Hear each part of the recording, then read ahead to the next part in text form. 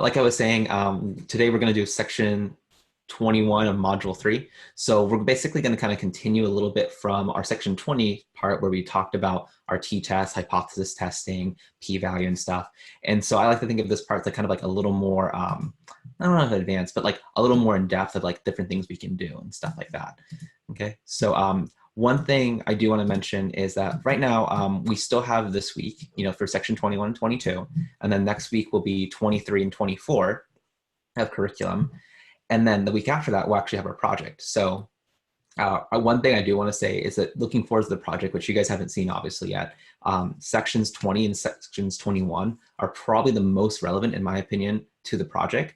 So my suggestion to you is make sure you really go through section 20 and 21 in particular and understand those parts. And if there's questions, you ask those questions. Because what you're going to do for the project, and I'm going to do a very brief thing because we're going to go much more in depth when we actually launch it. But basically, we'll give you a SQL-like database. So you'll use SQL to get through data. There's not too much cleaning.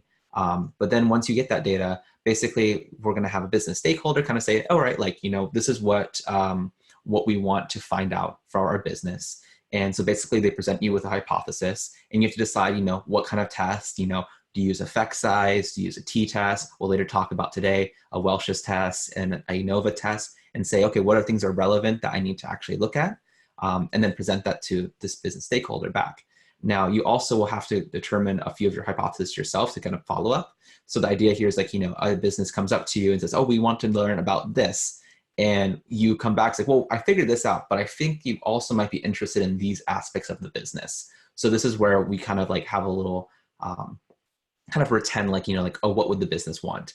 And I think that's a good idea to kind of refresh your mind to, let's say okay, it's always about what essentially the person who's asking you, what they want to get from this data, being able to actually present it, not just what they think they want, but also what they need.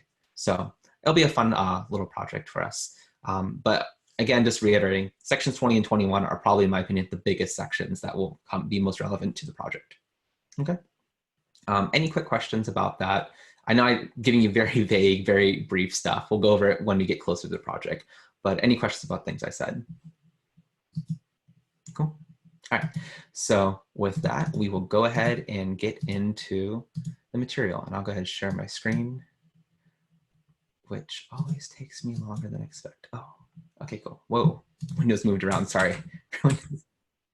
I'm going to assume everyone thinks there. Okay, cool. And hey, Allie. Okay, so you came just in time for the actual section. So today we're going to kind of follow up. So again, we saw the things we talked about last time: effect size, experimental design, statistical tests, t-tests. This should all be on the GitHub repo that I share out to you guys. So just kind of knows this should be updated afterwards too. So we're actually going to go a little bit. This is actually technically section 20, but it's actually a really important aspect. And this is messed up my little window here. Types of errors. So this is kind of going through when we actually perform a test, we kind of hope to classify everyone correctly. Of course, we all make mistakes, right? It's not going to work out completely every time. Statistics is kind of this field of imperfect knowledge. We don't ever know, after, collecting a sample size or a sample, we never know exactly if we got the quote unquote true answer. So the one example I have this, I keep using this because it's a classic example, is flipping a coin. We assume this coin is 50-50, but if I flip 100 heads in a row, you might be really suspicious, being that seems that shouldn't be that coin 50-50.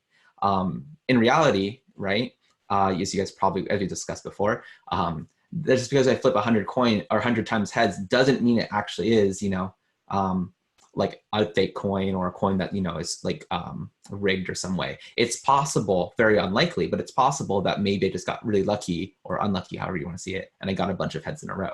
So this is where, in a way, we never know for sure, right? We could technically flip this coin to the end of time, and technically it's we could get 1,000,000 heads in a row. It's possible that this head, just by pure chance, we got 1,000,000 heads in a row. It's very, very unlikely. So we usually say, okay, this is probably not the truth, but it's possible we make a mistake. And this is really clear. This is less clear with many, many trials in that extreme case. But if you had something where it's oh, you got 60 heads out in a row out of 100, and you're well, maybe it's fake, depending on your critical value. So this is kind of allows us to well, we make mistakes, and sometimes we're going to classify certain things as the wrong thing. So it's important to actually know what kind of mistakes we're making, depending on what test we are. So this is kind of like a subtle point. It's like, okay, it's not only about just getting it right, but saying like, okay, if we get it wrong, or, we're going to classify some things wrong anyway, is how wrong are we and what kind of mistakes are we making? Okay, so that leads us to like what happens when we get it right. So this is classifying. I'm going to show you a little image here in a second. There it is. So the first part basically, and you might have heard this before, depending on your familiarity with statistics already, a true positive, true negatives. We'll talk about false positives and false negatives. And this is a great little visualization. I always find it like on Wikipedia. Like I should say, I always go to it on Wikipedia because I love this image so much. And basically what this whole image represents is kind of like, it's representing all these different points. And so you can imagine each of these dots, whether they're filled in or not, basically are different data points. So like you can imagine different, like if you're comparing a treatment, whether a treatment worked for a certain drug. So these are all the different patients, for example, okay? And so what's here on this left part, which is kind of like in this green area, are the things that are actually like positive. So if you imagine like in my scenario for like a disease test, is that you might have a test that says, all right, you give someone, let's say take someone's blood, you put it to the machine, and basically it says they're positive for a disease or they're negative for a disease, right? And so all of this on this left side right here represents all the people who are actually positive, who really do have the disease, okay? However, a test might make mistakes, right? So maybe we put in the machine and it says, oh, you're positive, but in fact, you don't have the disease. Or it says, oh no, you're negative, but you do have the disease. So these are kind of like the different ways you can classify it. So what this represents is the whole population, basically everyone we test, okay? Everyone on the left here are basically everyone who does actually have the disease.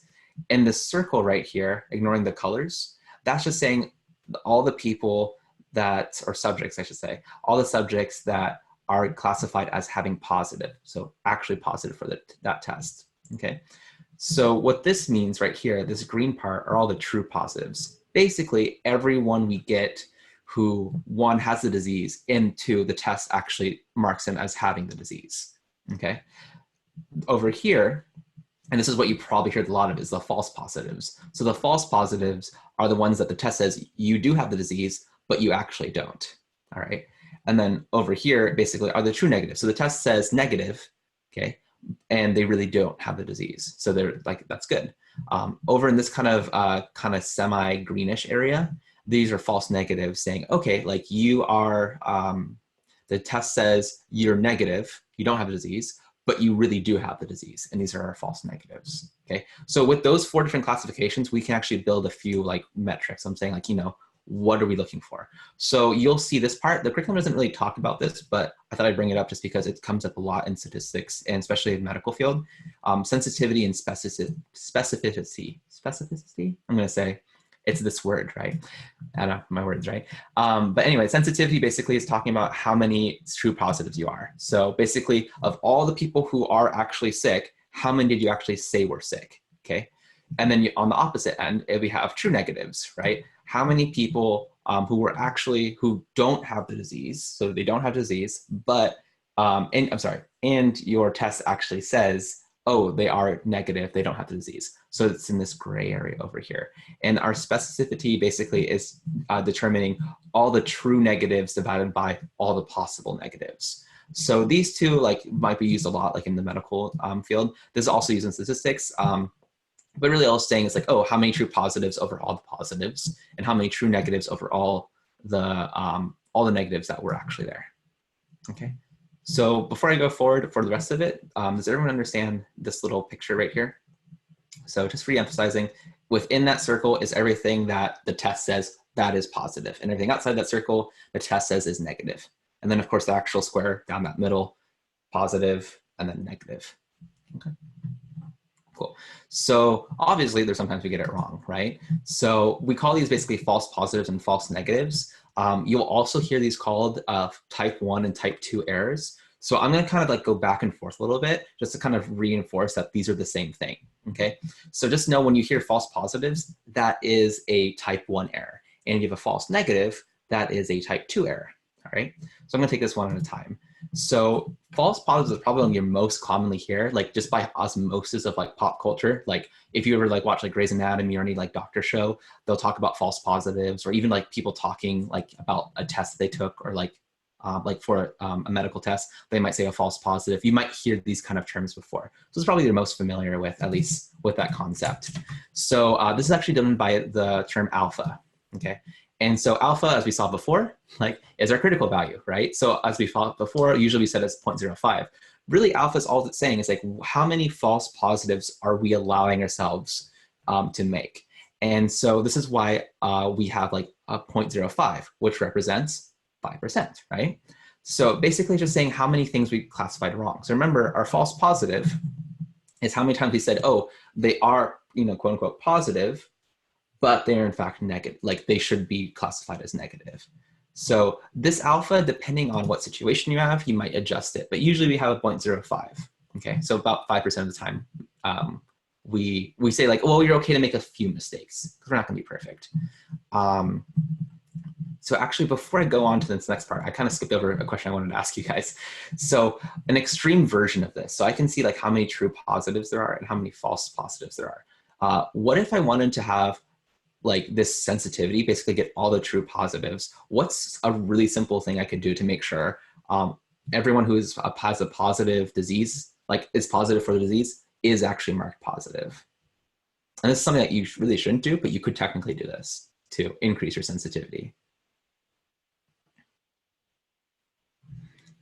So let me ask, should this circle be smaller or bigger if I want to capture a higher sensitivity, basically our true positives divided by all the positives? I see Hazel, yeah, Hazel's making it bigger, right? So yeah, in the extreme version of this, if you don't know exactly where it is, you're blind to the fact who's positive or not, you would expand this as large as you can, right? Until it basically encompasses the whole square. And in that case, we would capture all the true positives, right? Or yeah, we'd capture all the positives. Our true positive rate divided by all positives would be 100%. Now, obviously, we can probably see where this might be an issue. If we just said everyone has the disease, there are obviously going to be a lot more false positives, right? So you're going to basically get a lot of false, right? And the other side of this, if I wanted to capture all the true negatives, if I want to get as many true negatives as possible, what would I do with that circle? Yeah, I think I see Hazel doing the hand motions again, which is, again, you just make it's a smaller circle. That circle is going to be smaller. You're not going to capture all the negatives, or you're going to make sure that you don't say anyone's positive unless you're really, really sure, for example. Or you might say no one's positive and say, okay, everyone's negative for the disease. Of course, then you lose some people who might have actually had the disease. Okay, so this kind of keep that in mind. It's like you can adjust this circle back and forth.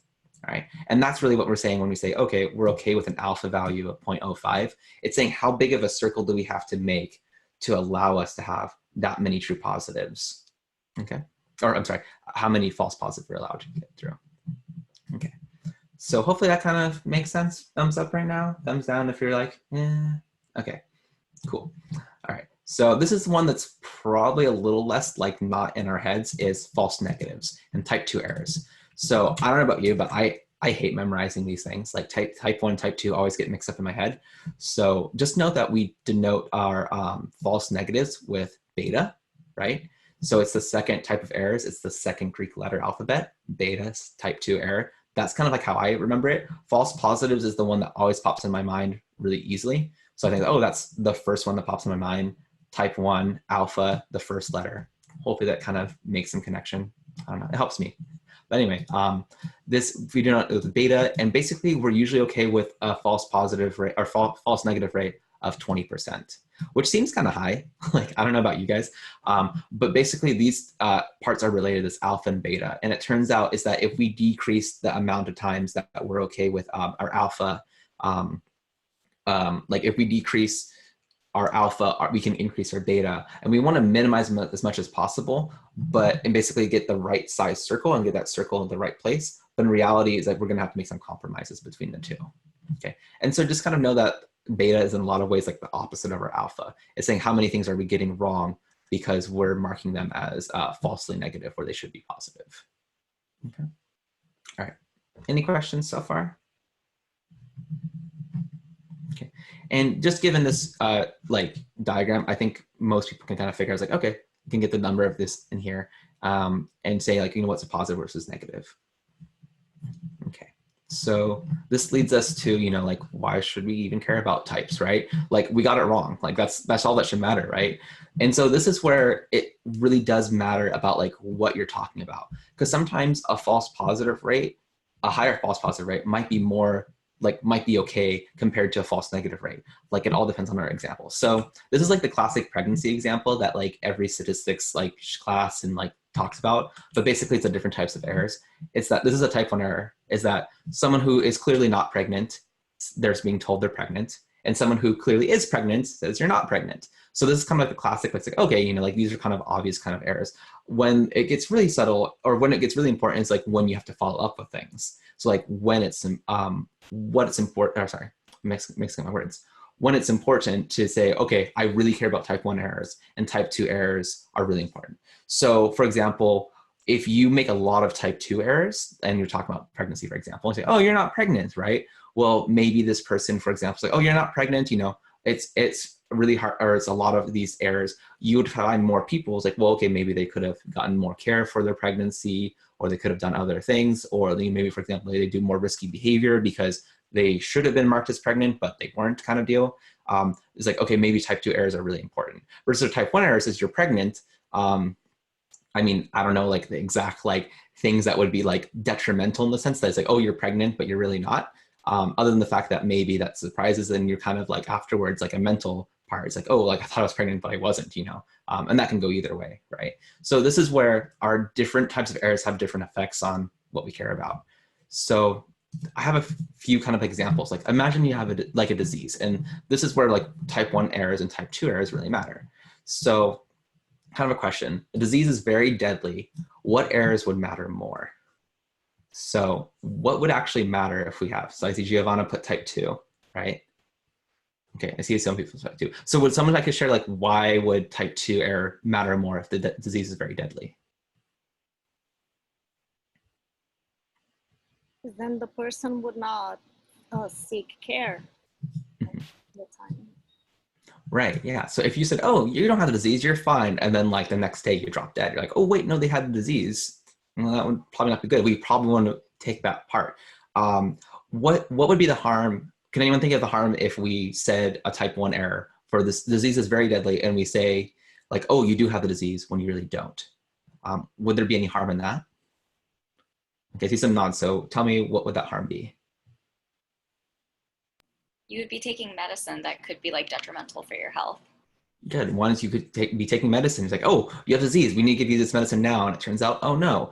Another extreme of this is like, this is kind of like, I can't imagine an actual disease out of this, but like imagine this disease, like your arm's about to fall off. Or like we had to cut off your arm. Otherwise, you're going to die because like there's some infection in your like body. And we say, oh, you have disease, and they cut off your arm. And then they do another test like, oh, wait, oh, you probably didn't have the disease. Like, well, now you just lost an arm. There's another part too. So like, imagine if the disease is very deadly, they give you a test and you say like, oh, like you have 1 month to live, but there's a chance we got it wrong. Let's give us follow-up tests going through. Well, the one thing that you can talk about is like, having a type 1 error might actually be a big deal. It's like, well, if someone thinks that they're going to die, kind of deal, or like they're very, very sick and it turns out they're not, or they're waiting for like the next result, that can have a lot of mental anguish too. So ideally you want to have these errors very small, and depending on what kind of diseases is, or like what your intent is, you might want to say, oh, type 2 error is like a really important aspect. We want to make sure we catch those people. But at the same time, you don't want to just say, everyone has a disease, we're just going to test for everyone. Okay, so this kind of leads into our next question, is that if the disease is rare, what errors would matter more? And this is subjective too. What matters more is not like a black or white answer.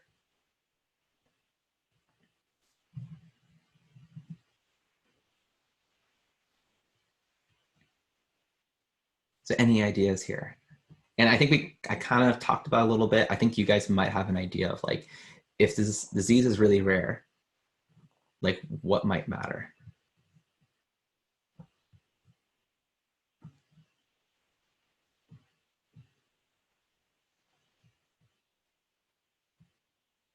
Okay, I'll chime in then.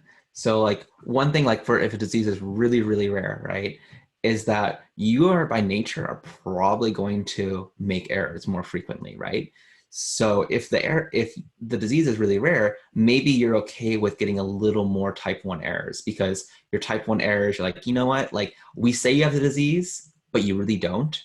But like it's so rare that maybe that's something we need to consider. There's some interesting part that we'll see in Bayesian statistics in our next sections.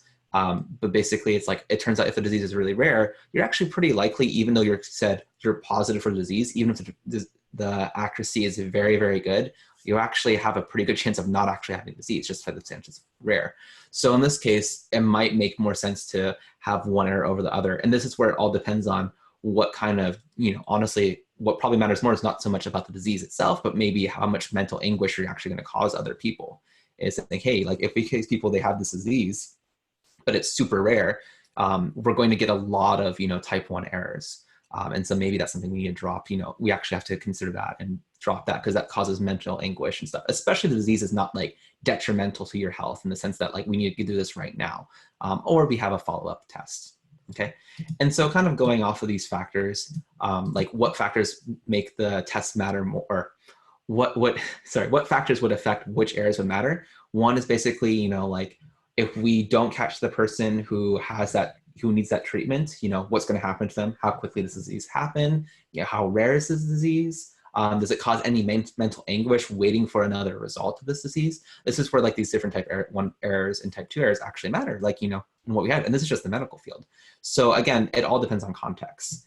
So another example is the justice system, right? So I'm going to ask you a little more open and say, like, so what do the different errors look like? So if I have a type 1 error or type 2 error, what would those like look like in the justice system? And I guess to be more pointed, if we say someone's guilty or not guilty, obviously we can make errors in that system. So what would those errors look like? What would a type 1 error look like? So the type 1, you would condemn an innocent person. Right. So maybe you're looking for someone who's guilty and you condemn someone who's not guilty, right? So therefore, like, you put innocent people in jail. And conversely, what would a type 2 error look like?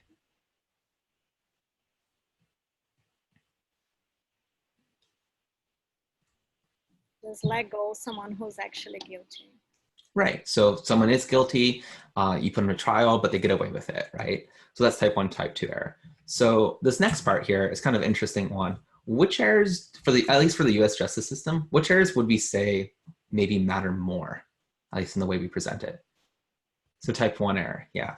And this is actually interesting, is the way it's phrased too. And like, you'll hear this again, it's like, innocent until proven guilty, right? We take a big part where it's supposed to be, we assume everyone is innocent, which might mean, and then we have to prove that they're actually guilty. That means if there's not enough proof to prove someone's guilty, even though they're probably guilty, we don't condemn them. And so we're more likely to make these type 2 errors, right? Where we actually have someone, let them go. But hopefully the idea here is reducing the type 1 errors. And this is much more of like a philosophy kind of like thing, saying like, what do we care about the most? And you could see a society, for example, say, you know what, if you do enough to go, you go to jail. Like that's enough to put you in jail, and you make much more type 1 errors. Maybe type 2 errors are so drastic that we don't want anyone out. And usually I think most societies tend to be more like, you know what, we should probably make sure we don't put innocent people in jail.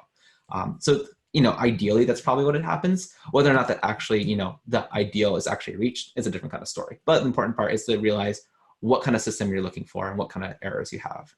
Okay, cool. So that's kind of errors. Any questions about this in general? Okay, cool. Thumbs up. Sounds pretty good. Okay, I think most people feel pretty comfortable with this. Awesome. All right, so this is actually really important now. Then we lead into statistical power.